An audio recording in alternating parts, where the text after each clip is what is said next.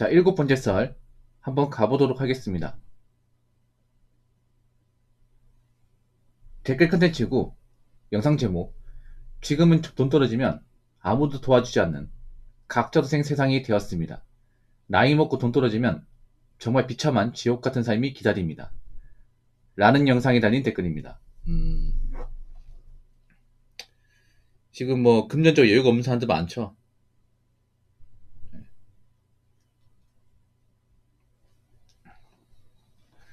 여러분,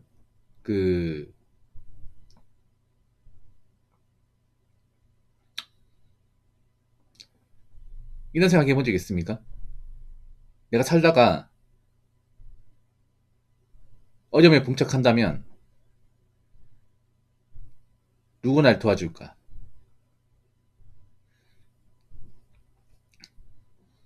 이런 생각 해본 적 있습니까?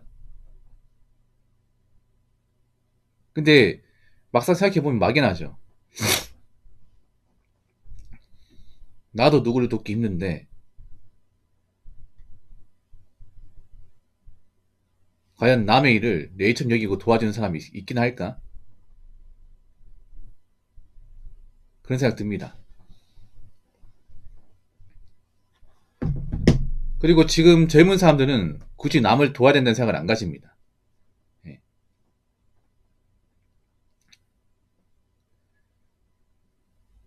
좀 죄송한 얘기지만 앞으로 뭐 가족 중에 힘든 사람이 있으면 도와주고 이런 문화 같은 것도 점점 적어질 겁니다. 이제 자식이 힘들든 아니 부모가 힘들든 서로 이제 뭐 안 도와주고 각자 인생 살고 이제 이런 문화가 좀 강해질 겁니다. 그래서 지금 사회는요, 제 개인적인 생각인데 내가 힘들면 돈 못 받을 수도 있다는 생각을 해야 됩니다. 무섭죠, 여러분?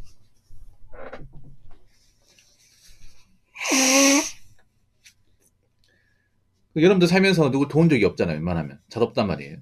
그럼 이 생각해봐. 그럼 나도 누군가한테 도움받을 일이 없겠네. 이거 아니겠습니까? 그리고 앞으로 가족도 뭐 힘들만 도와줄 거다. 이런 마음 가지면 안 돼. 가족도 사람입니다. 가족도. 오히려 가족이 남보다 못할 때도 많아요. 이제 가족 구성원 중 한 명이 사고 쳐가지고 남은 가족이 수습하고 뭐 뒤봐주고 하는 것도 하루 이틀이죠, 여러분. 그렇게 뒤봐주다가 남은 사람은 힘들잖아. 그럼 언제까지 해야 됩니까?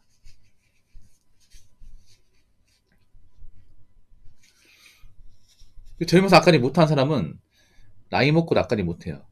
그럼 어떡한다? 나중에 남은 가족 구성원들이 그 사람을 가족을 안 봅니다. 그냥 나몰라라 합니다, 이게.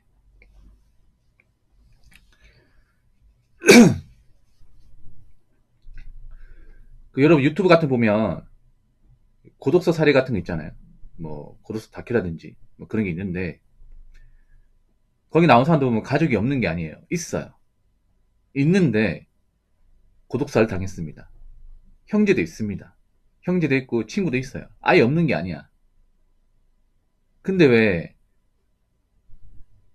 그런 죽음을 당했을까? 그런 거에 뭐냐 하면 요즘 사회는요.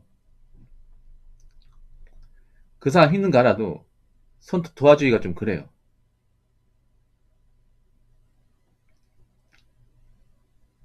가족이 뭔가 너무 짐스럽게 여겨지고 어, 좀 뭔가 도움이 안 된다면 이제 연을 끊고 사는 케이스도 많아요. 이게.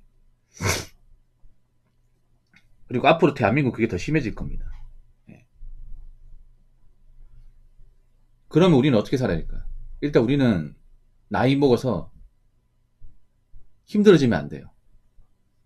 나이 먹고 돈이 없고 일을 못 해가지고 내가 누군가에게 뭔가 도움을 받을 정도로 궁지에 몰리면 안 됩니다. 이제 내가 힘들다고 누가 알아주고 누가 나서주고 누가 대신 좀 지원해주고 이런 문화가 점점 없을 것입니다. 제 생각이지만. 일단 사람들이 여유가 없습니다. 여러분 한번 생각해보세요. 내가 만약에 뭐 나이 먹고 뭐 빚이 많아가지고 힘들어. 그럼 남의 형제나 가족한테 뭐 도와달라고 전화할 수 있습니다. 근데 왜 안 도와주겠습니까? 일단 내가 도와주면 그 사람이 무슨 보상을 할까? 그리고 남은 가족들도 처지가 안 좋은데 여유가 없는데 어떻게 도와줍니까? 그리고 그런 도움이 한 번으로 끝나겠습니까? 한 번 도와주고 끝날까? 아니죠. 두 번, 세 번, 네 번, 다섯 번. 이렇게 지속적으로 도움받을 가능성이 큰데 그러면 계속 도와줄까 이게? 안 도와주겠죠 이게.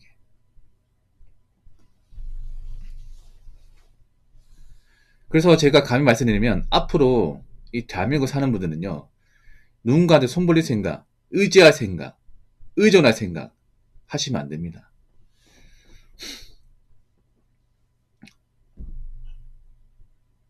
가족이라 하더라도 안 도와줄 수 있는 겁니다.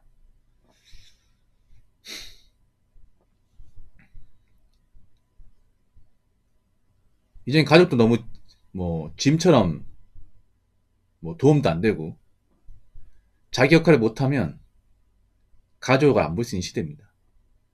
어떤 가족 구성이든 간에. 아버지가 아버지 역할을 못하면 아버지를 안 보는 겁니다.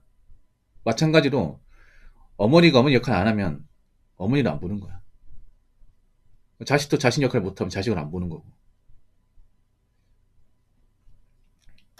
그렇기 때문에 앞으로 여러분 열심히 살아서 나이 먹고 내가 뭔가 좀 앞가림 못하고 금전적 여유가 없어가지고 남한테 뭔가 도움을 바라고 그런 상황까지 가면 안 됩니다. 이제는 내가 만약에 뭐 망하고 힘들어도 아무도 신경 안 씁니다. 내 가족이 그런 상황에 직면해도 선뜻 나서려고 하지 않을 겁니다.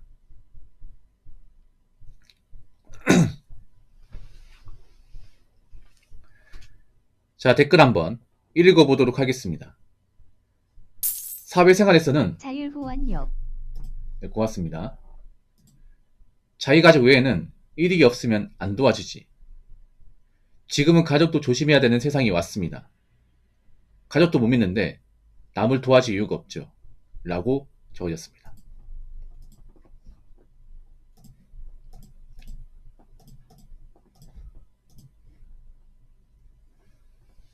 사회생활에서 원래 뭐 남 안 도와주죠. 사회생활에서 뭐 남 안 도와주는 거 가지고 뭘 할 수 없어요.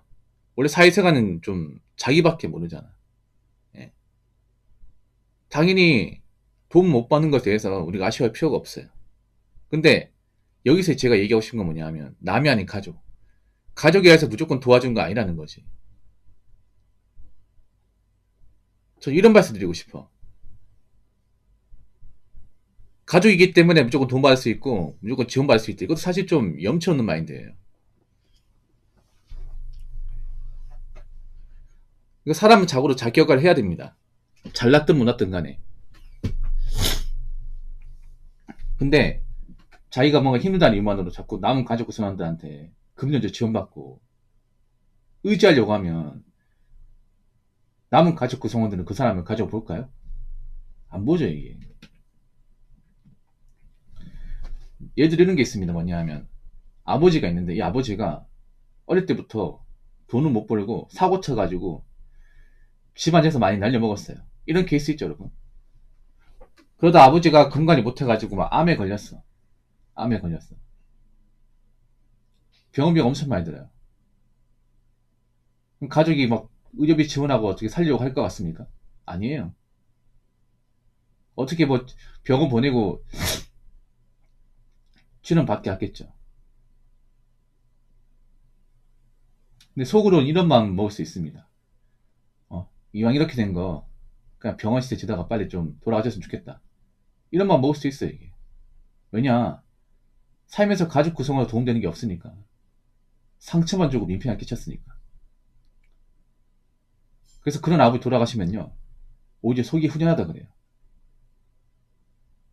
이제 안 봐도 되니까.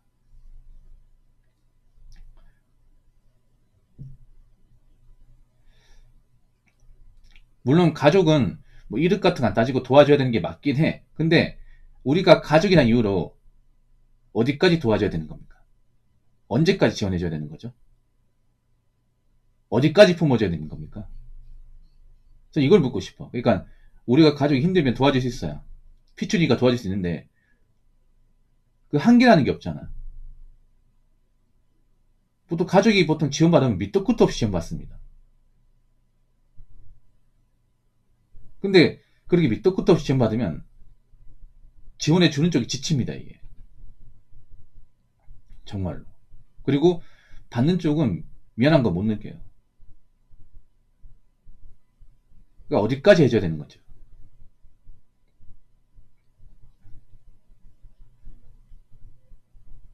그래서 저는 앞으로 이 말씀 드리고 싶어. 아무리 가족이라 하더라도 너무 일방적으로 도움받고 일방적으로 지원받으면 언젠간 그 가족 관계도 끝날 수 있다고 생각합니다.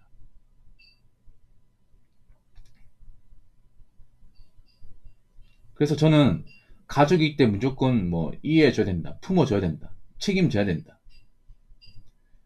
그래도 하나밖에 없는 가족이니까 네가 좀 참아라, 이러면 못하겠습니다.